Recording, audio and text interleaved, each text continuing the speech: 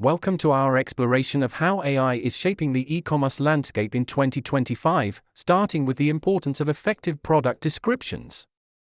Let's begin with Writesonic.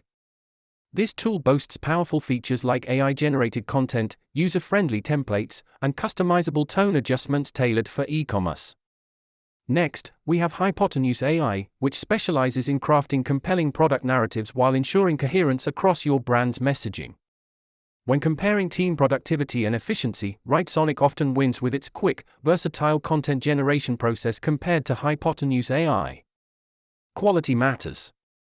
Both tools provide engaging descriptions, but Writesonic's style is slightly more dynamic, while Hypotenuse aims for consistent brand voice. User experience is key.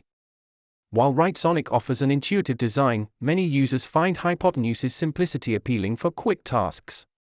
Pricing models also play a vital role. Writesonic provides flexible packages, while Hypotenuse RA subscription model might offer better value for larger teams.